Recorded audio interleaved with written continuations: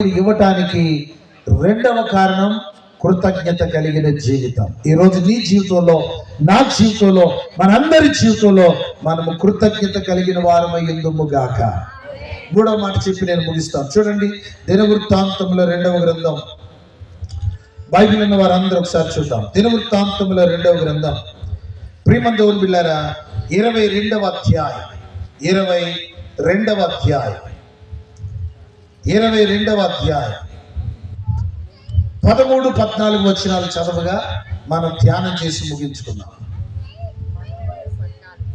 ఉందా మీ బైబిల్లో? దినవృత్తాంతముల మొదటి గ్రంథం 22వ అధ్యాయం 13, 14 వచనాలు. మొదటి దినవృత్తాంతాలు.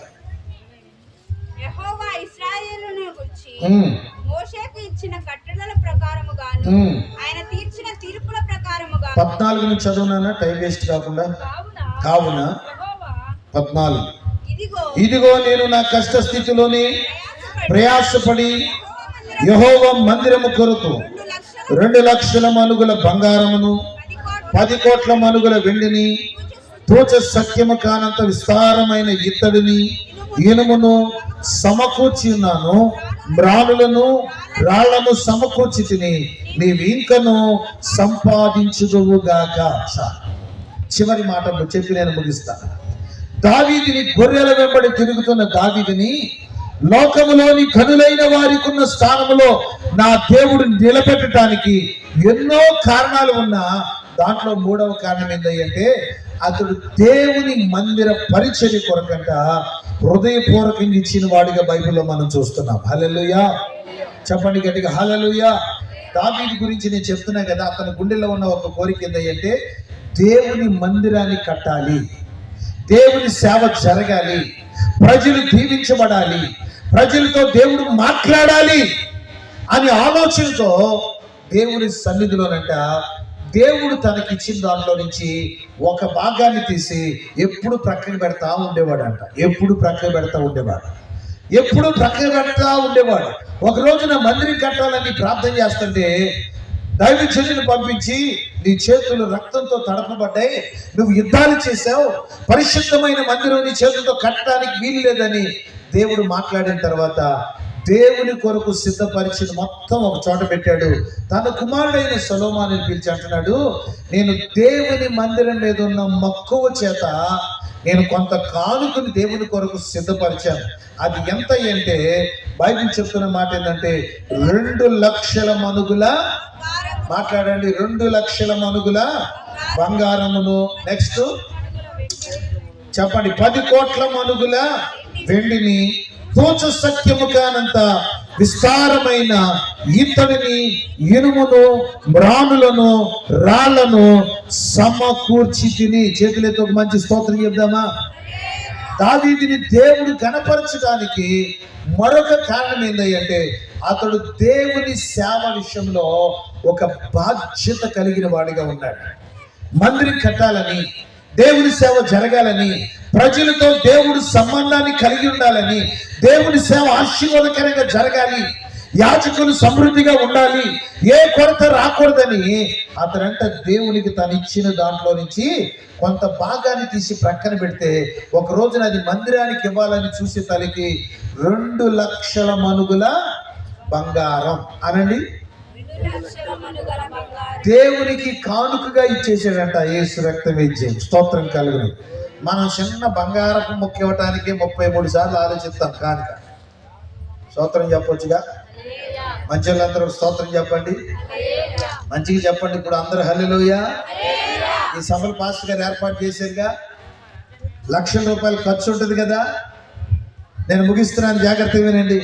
ఎంతో విస్తారమైన ఖర్చు ఉంటుంది. మాలాంటి సేవకులు పిలిపించి మంచి వర్తమానాలు వినిపించాలి కదా. నా వెనకాల ఇంకా ఘనమైన సేవకులు వస్తున్నారు కదా.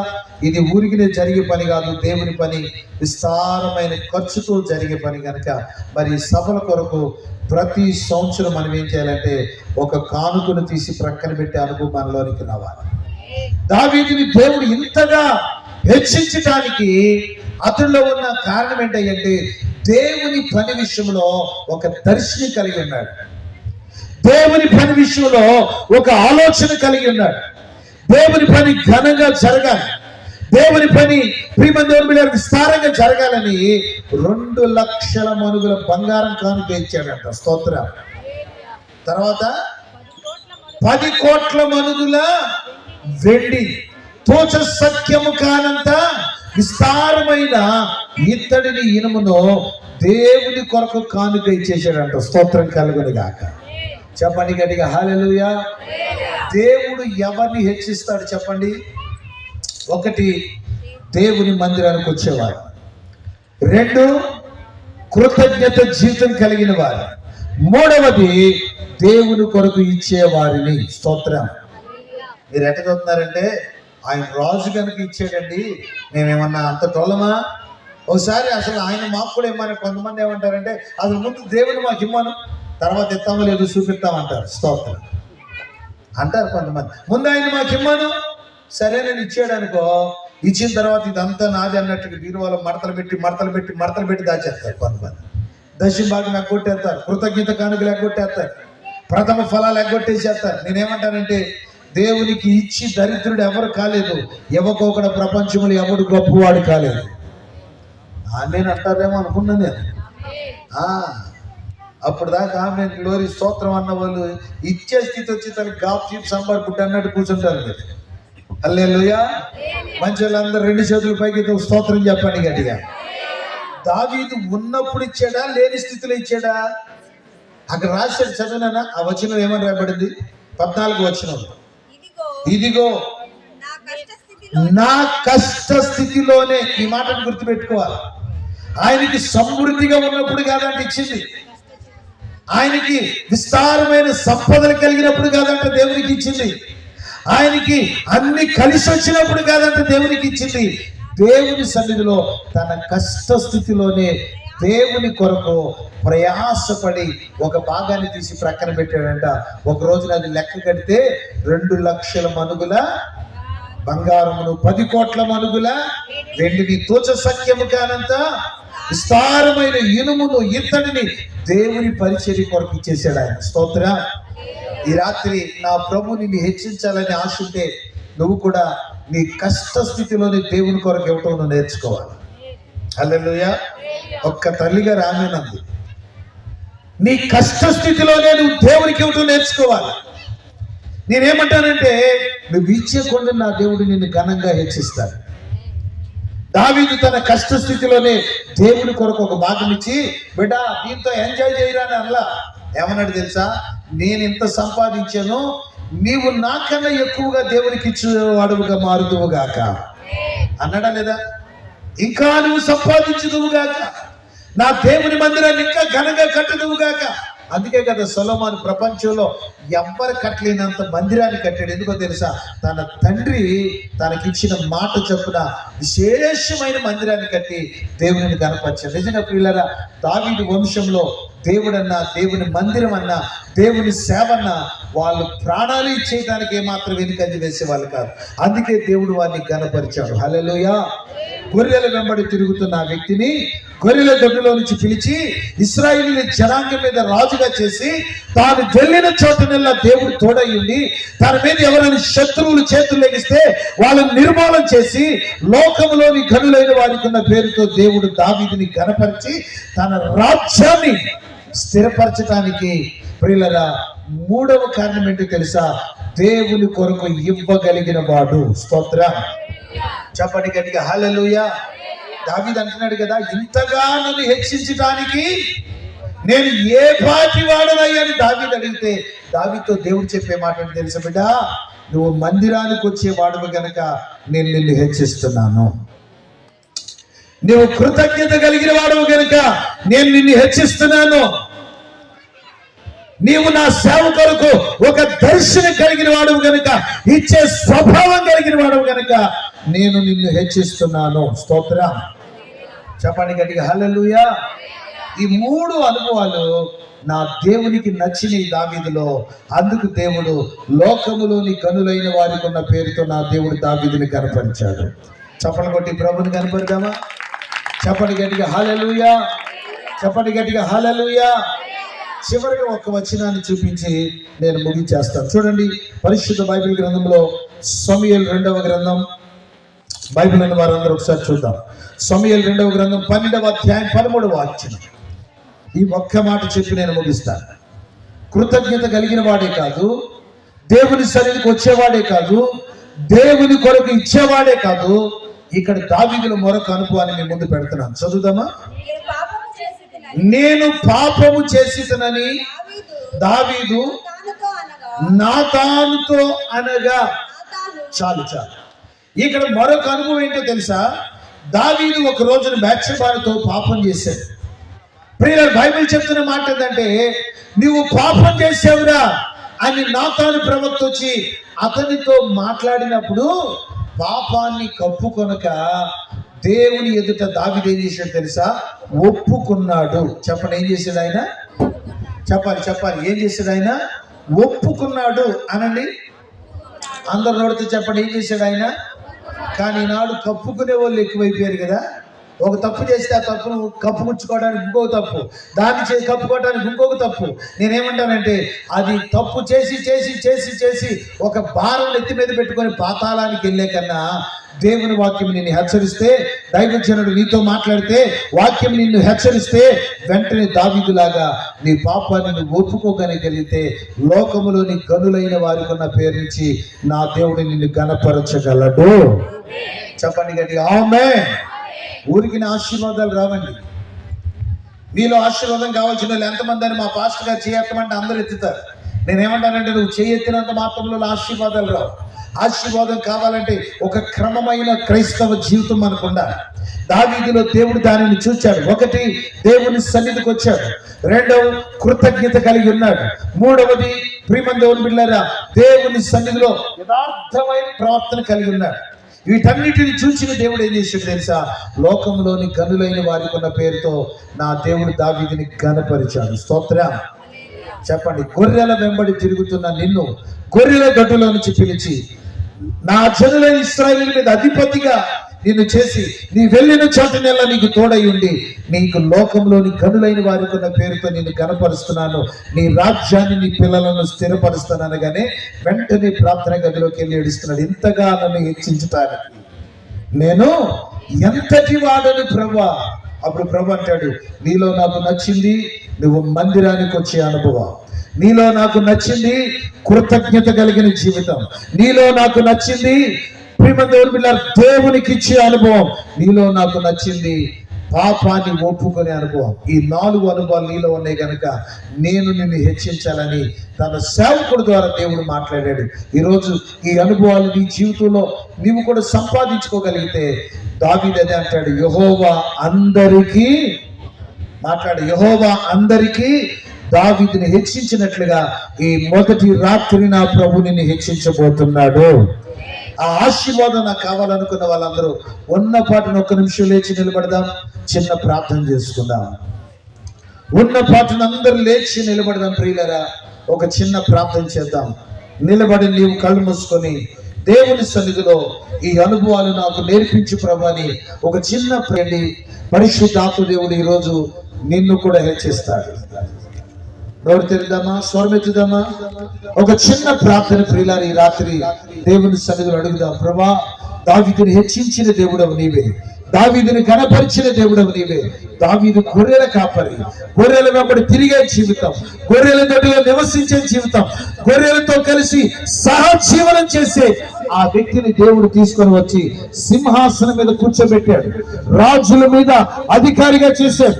అలాంటి దేవుడు ఈ రాత్రి నిన్ను నన్ను ఆశీర్వదించాలనుకుంటున్నాడు. బిడ్డ, నీవు నీ జీవితంలో దరిద్రుడిగా బ్రతకటం దేవుని ఇష్టం కాదు, లేనివాడిగా బ్రతకటం దేవుని ఇష్టం కాదు, శాపగ్రస్తుడిగా బ్రతకటం దేవుని ఇష్టం కాదు. నిన్ను హెచ్చించాలని ఆశపడుతున్నాడు కదా. నాకు కూడా పరిశుద్ధుల అనుభవాలు నేర్పించండి నాయన, నాకు కూడా పరిశుద్ధుల అనుభవాలు నడిచే ఆ కృపనివ్వండి అని 1 నిమిషం నోరు తెరుద్దామా. ఆకాశం వైపు 2 చేతులు పైకెత్తుదాం. ఆకాశం వైపు 2 చేతులు పైకెత్తి చిన్న ప్రార్థన మీ నోట వినాలని నా ప్రభు ఆశపడుతున్నాడు. ఎవరు మౌనంగా ఉండొద్దు ప్రియులారా, ఎవరు మౌనంగా ఉండొద్దు. దేవుని సన్నిధిలో ప్రార్థన చేయండి. హల్లెలూయా, స్తోత్రమయ్యా, స్తోత్రమయ్యా, స్తోత్రమయ్యా. హల్లెలూయా, హల్లెలూయా, హల్లెలూయా. ఇహలోక బంధాలు మరచి నీ ఎదుటనే నేను నిలచి నీచు బహుమతులు నే స్వీకరించి నిత్యారాధన చేయు ప్రశాంత వేళ ఏ మౌదును నేనే మౌదును ఏ మౌదును నేనే మౌదును ఏ మౌదును నేనే మౌదును ఏ మౌదును నేనే మౌదును ఎవరు సమీపించలేని తేజస్సులో దివసించు నా యేసయ్యా నీ మహిమను ధరించిన పరిశుద్ధులు నీ మహిమను ధరించిన పరిశుద్ధులు నాకంటే మౌదులో నేనే మౌదులో ఏ మౌదులో నేనే మౌదులో స్వర్గతి అయ్యా నా స్థితిలో నేను కూడా నమ్మకంగా ఉండే కృప నాకు దయచేయండి ప్రభా ఈ సన్నిధిని నేను ప్రేమించి ఈ సన్నిధిలో గడిపి నీవిచ్చే ఘనతను పొందుకునే భాగ్యం ఈ రాత్రి నాకు దయచేయని అడిగినవా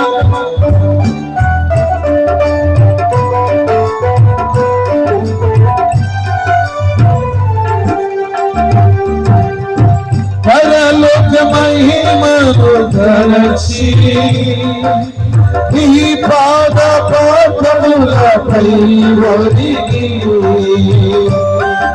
యేసయ్యా ఈ రాజ్యంలో నన్ను అంగీకరించమని అడుగుతా పరలోక మహిమను తలచి నీ పాద పాదములపై ఒరిగి పరలోక సైన్య సమూహసి నిత్యారాధన చేయు ప్రశాంత వేళ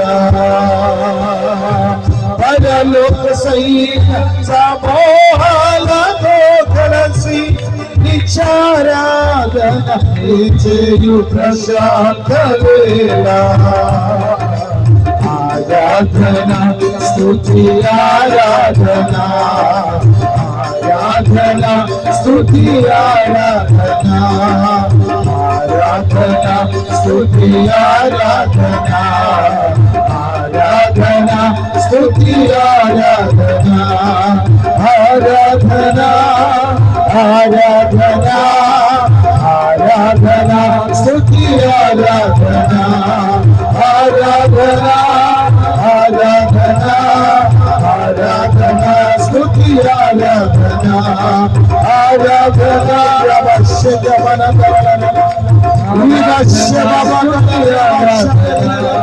ఆరాధనా ఆరాధనా ఆరాధనా స్తుతి ఆరాధనా ఆరాధనా ఆరాధనా ఆరాధనా స్తుతి ఆరాధనా ఇహలోక బంధాలు మరచి నీ ఎదుటనే నేను నిలచి నీచు బహుమతులు నే స్వీకరించి నిచారముతో పరవశించు వేళ ఏ మౌదును నేనే మౌదును ఏ మౌదును నేనే మౌదును అందరూ ప్రార్థన చేస్తున్నారు.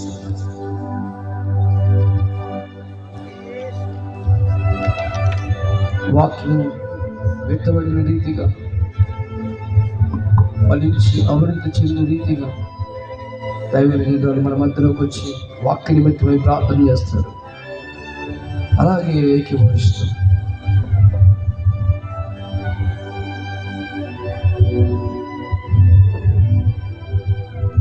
ప్రార్థన చేసుకుందాం.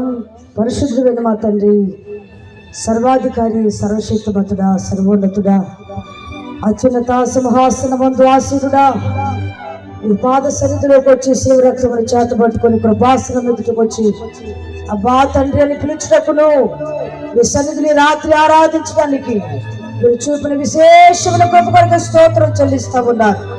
దేవా, ఈ సన్నిధిలో ఈ మొదటి రాత్రి కాల సమయంలో ప్రభువా సంఘముతో కూడా కలుసుకొని దైవ సేవకులు ప్రభువా సేవకురాలు వారి కుటుంబాలతో కలుసుకొని మేము కూడా ఆరాధించడానికి కృప చూపించినందుకు స్తోత్రం చెల్లిస్తున్నావు ప్రభువా. ప్రారంభ ప్రార్థన మొదలుకొని ముగింపు కూడిక వరకు సన్నిధి తోడుకుంచారు, మీకు స్తోత్రం చెల్లిస్తా ఉన్నారు. మీ సిలువ చాట్ల మీద ఆశలు మరుగుపరిచారు, నిలబెట్టుకొని ప్రతి వాటిని మాట్లాడించారు, మీకు స్తోత్రం చెల్లిస్తున్నారు.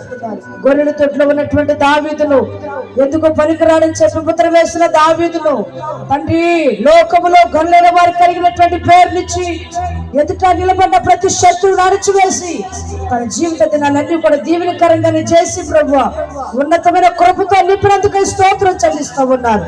దేవా, మీ కొందనాలు చెల్లిస్తా ఉన్నారు ప్రభువా. కారణం సన్నిధిలోకి వచ్చి మొరపెట్టేవాడని, పాపపు స్థితిని ఒప్పుకునేవాడని, కష్ట స్థితిలోనే దేవుని సేవ కొరకు ద్రవ్యాన్ని కూడగొట్టినటువంటి పరిస్థితుల్లో మేము చూడగలుగుతున్నాం, మీకు స్తోత్రాలు చెల్లిస్తా ఉన్నారు. అందుకనే దావీదు భవిష్యత్తును రాజుగా స్థిరపరిచిన దేవుడవు కనుక సమక్షంలో ఇక నిలబడిన ప్రతి ఒక్కరిని కూడా పేరు పేరు చొప్పున కనికరించమని ప్రార్థన చేస్తా ఉన్నాం.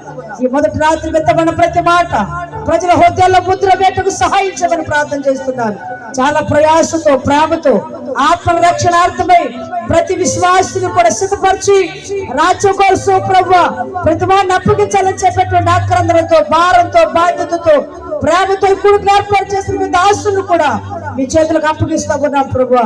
ప్రభునందు పడ్డ ప్రయాసం అర్థం కాదని చెప్పినట్లుగానే మీ దాసులు, దాసురాలు, కుటుంబం, సంఘములు, యవనస్తులు, స్త్రీలు, సమాజం పెద్దలు కూడా కలుసుకుని ఏర్పాటు చేసిన కొడుకు ద్వారా మీ నామానికి మహిమ రావాలని చెప్పి ప్రార్థన చేస్తా ఉన్నాం. రేపు ఎల్లుండి కూడా జరగవలసిన మహిమ గల సభలు ప్రభు అద్భుతంగా జరిగించమని ప్రార్థిస్తున్నాం. అందరి ఆటంక శక్తులను తొలగించమని ప్రార్థిస్తున్నాం.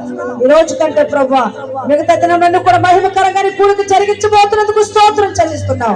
అనేక మంది హృదయాలు తెరచి ఆత్మదేవుడా నీ సన్నిధి, నీ కృప ఈ స్థలం మొత్తం వ్యాపించినట్లుగా సహాయం చేయమని యేసు ఉన్నత నామములో ప్రార్థించి వేడుకొనుచున్నాము తండ్రి. ఆమేన్. ఆమేన్. ఆమేన్. అందరూ కూడా ఎక్కడ వరకు వచ్చి చివరి గంటలోకి వచ్చి అయిపోయింది. ఇంకో 10 నిమిషాల్లో చివరి ప్రార్థన ఆశీర్వాదంతో మనం ముగించుకుంటాం. మన మధ్యలోకి వచ్చి చక్కని సందేశాన్ని వినిపించి మనలందరినీ బలపరిచినటువంటి దైవజనులకు వందనలు, దైవజనులకు కూడా హృదయపూర్వక వందనలు. ఈ సమయం ముందు మరి దైవజనులు ఇద్దరు కూడా ఒక చిన్న పాట పాడుతున్నప్పుడు మనందరం కూడా కానుకలు సమర్పించుకుందాం. మరి హన్నామణి గారు అలాగే